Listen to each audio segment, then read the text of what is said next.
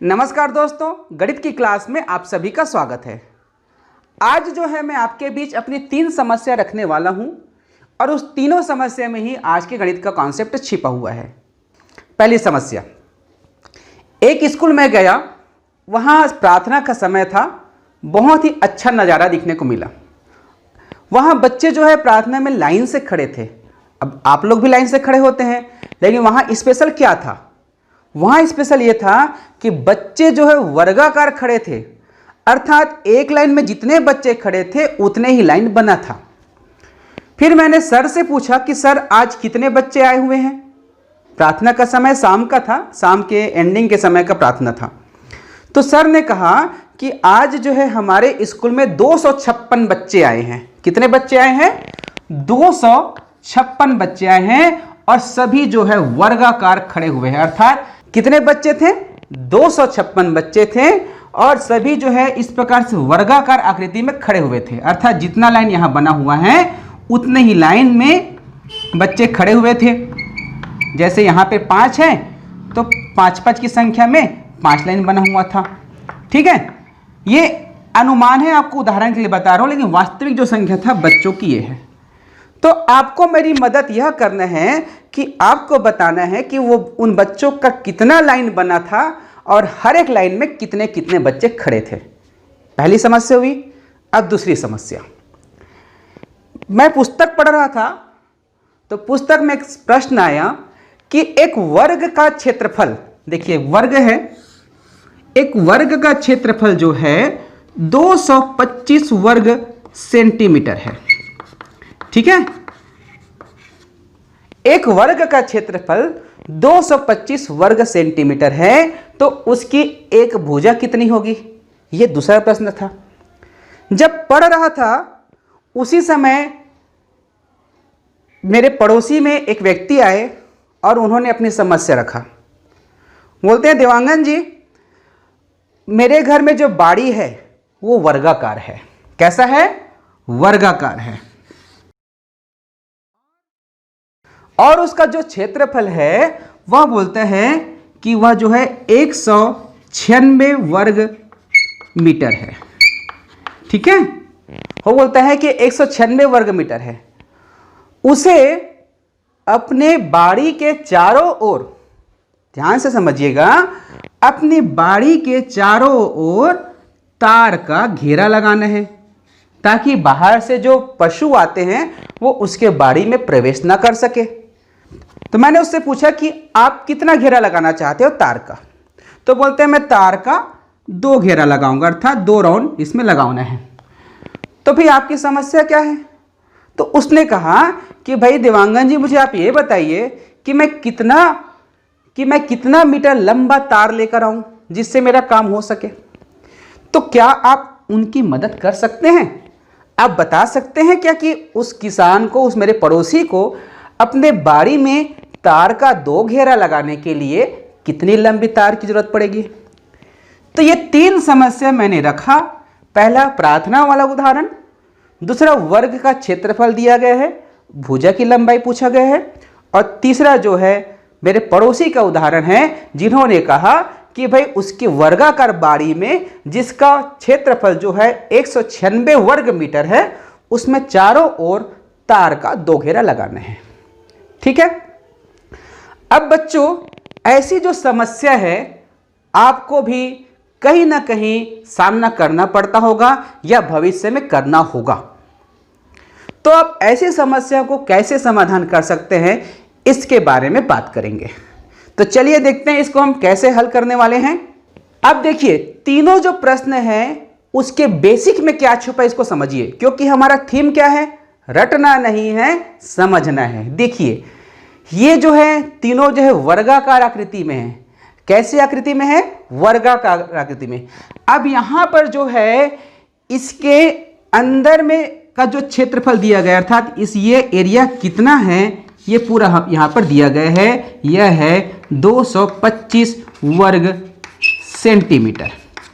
ठीक है, अब यहां पे पूछा जा रहा है इसकी भुजा कितनी होगी। ठीक है, इसमें क्या पूछा गया है? यहां से लेके यहां तक की दूरी पूछा गया है। ठीक, उसी प्रकार यहाँ पे 256 विद्यार्थी जो है खड़े हुए हैं और वहाँ पे जितनी लंबी एक लाइन में जितने बच्चे खड़े हैं उतनी ही लाइन बना है, अर्थात यह भी एक वर्गाकार में है। तो यदि हम यहाँ से लेके यहाँ तक की दूरी अर्थात यहाँ से यहाँ तक कितने बच्चे खड़े हैं इसको हम पता कर लेंगे तो हम कितने लाइन बने हैं उसको भी जान लेंगे और हर लाइन में कितने बच्चे हैं उसको भी जान लेंगे। उसी प्रकार ये उसका बगीचा है, बाड़ी है और बाड़ी में उसको लगाना है तार। तो तार जो है यहाँ से लगाना शुरू करेंगे तो एक बार इस प्रकार से लगेगा और एक बार इस प्रकार से लगेगा, ठीक है। अब चूंकि इसकी जितनी लंबाई है उतनी ही लंबाई इसकी भी है, ये इसके ऊपर में है ना, इसको बड़ा मत समझिएगा, इसी के ऊपर लगा हुआ है, ये खंभा में लगेगा, ऐसा मत समझना कि ये बड़ा है, इसकी लंबाई उतना ही है। तो अगर हम यहाँ से लेके यहाँ तक की जानकारी हमें मिल जाता है तो हम हिसाब लगा पाएंगे, यहाँ से यहाँ एक बार, दो बार, तीन बार, चार बार, फिर 5, 6, 7, 8, इसको 8 बार जोड़ देंगे उत्तर मिल जाएगा। यानी इस समय में हमें बेसिक चीज क्या पता करना है, यहां से लेके यहां तक की दूरी, ठीक है। अब यहां से लेके यहां तक की दूरी को क्या कहा जाता है, भुजा, ठीक है। समझिए ये है वर्ग की भुजा।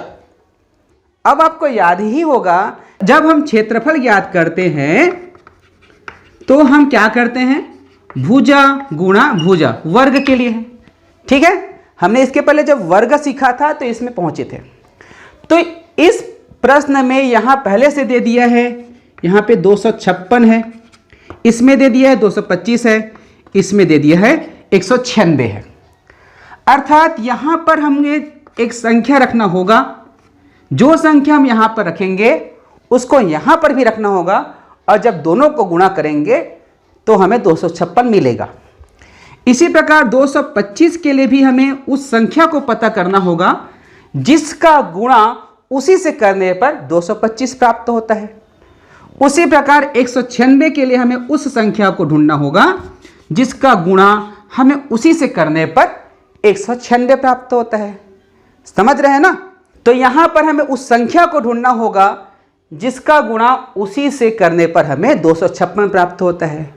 तो दोस्तों यह जो समस्या है हमें गणित के एक कॉन्सेप्ट के द्वारा बड़ी आसानी के साथ बना सकते हैं और वह जो कॉन्सेप्ट है उसका जो नाम है वह है वर्गमूल, जिसे इंग्लिश में कहा जाता है स्क्वायर रूट। यदि आप वर्गमूल के कॉन्सेप्ट को समझ गए तो उसके बाद इस प्रकार के जो प्रश्न हैं उसको हल करने में आपको कोई दिक्कत नहीं होने वाला है। अर्थात 256 का हमको वर्गमूल पता करना होगा। अब वर्गमूल क्या चीज है, यहां पर 256 है, 256 जो है उस संख्या का गुणनफल है जिसका गुणा उसी से किया गया है।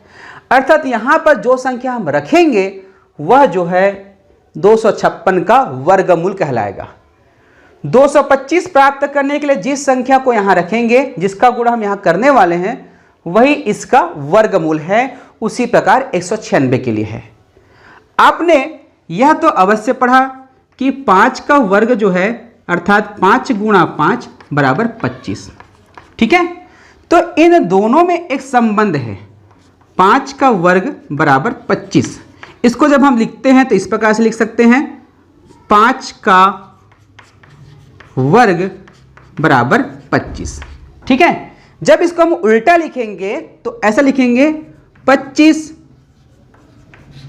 वर्ग है 5 का, ठीक है। हमने इसको इस प्रकार से भी लिख दिया 25 वर्ग है 5 का। अब यदि हम लिखते हैं 25 का वर्गमूल बराबर 5, ठीक है। 25 वर्ग है 5 का ऐसे भी लिख सकते हैं और 25 का वर्गमूल बराबर 5। अब जब आप इसको चिन्ह रूप में जाएंगे, आप तो जानते हैं कि गणित जो है संकेतों की दुनिया है, तो आप लिखिए 25, ठीक है। का वर्गमूल के लिए आपको इस प्रकार से चिन्ह लगाना है, ठीक है। अब इसको पढ़ा जाएगा 25 का वर्गमूल बराबर 5, अर्थात 25 जो है 5 का गुणा 5 से करने पर प्राप्त होता है। तो ठीक इसी प्रकार 256 जो है 16 का गुणा 16 से करने पर प्राप्त होता है। अब यहां पर 16 हम कैसे लिख दिए, कैसे ज्ञात कर दिए, इसके बारे में भी हम बताने वाले हैं।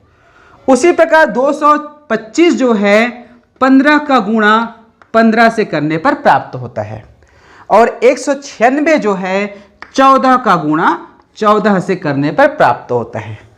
अर्थात हम कह सकते हैं कि 256 का वर्गमूल बराबर 16। इसको पढ़ेंगे कैसे? 256 का वर्गमूल बराबर 16। पढ़िए आप लोग। उसी प्रकार 225 के लिए हम पढ़ेंगे, अगर इसके ऊपर हम इस प्रकार से चिन्ह लगा देते हैं, इसको कहा जाता है करनी। तो इसको, ये इस प्रकार की संरचना को करनी कहा जाता है। इसमें करनी का घात भी होता है, हम आगे बताने वाले हैं। अभी इसको आप पढ़िए। 225 का वर्गमूल बराबर कितना आएगा? 15, क्योंकि 225 जो है 15 का गुणा 15 से करने पर मिलता है। इसी प्रकार 196 का वर्गमूल जो है वह होगा 14, और यही जो 16, 15 और 14 जो वर्गमूल प्राप्त हुआ है वो दी गई प्रश्नों का उत्तर है। जैसे इसमें ये टोटल संख्या था 256, और 256 का वर्गमूल आया है 16, तो टोटल जो है 16 लाइन बना था, और हर एक लाइन में 16-16 बच्चे खड़े थे।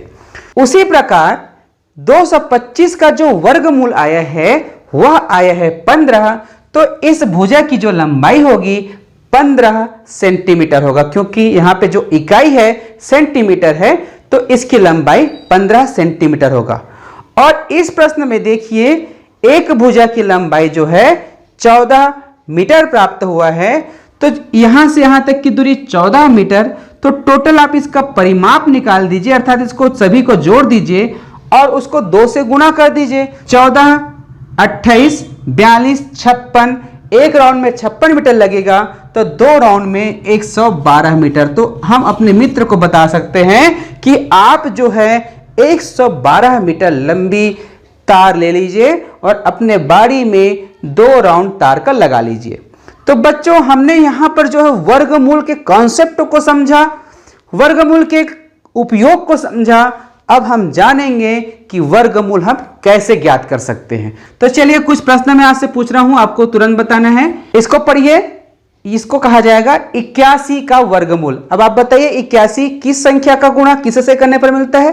बिल्कुल सही, आपने बता दिया, 9 का गुणा 9 से, अर्थात इसका वर्गमूल होगा 9 होगा।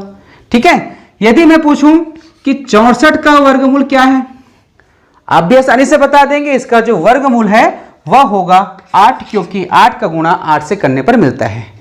लेकिन मैं यदि पूछूं आपसे कि 576 का वर्गमूल कितना है, अब चलिए उतनी आसानी से बताइए जितनी आसानी से आपने इसको बताया। क्या हुआ? आप तो वर्गमूल का कॉन्सेप्ट समझे हैं, उसके बाद भी उतनी आसानी से इसको नहीं बता पा रहे हैं। चलिए एक और प्रश्न पूछ रहा हूं, 3,74,544, इसका आपको वर्गमूल बताना है। चलिए, जितनी आसानी से आपने इसके वर्गमूल को बताया, क्या उतने ही आसानी से इन दोनों संख्याओं के वर्गमूल को हम बता सकते हैं? नहीं, इसके वर्गमूल को मैं भी आसानी से नहीं बता सकता, इसको हमको ज्ञात करना होता है। तो वर्गमूल ज्ञात करने के 2 तरीके हैं।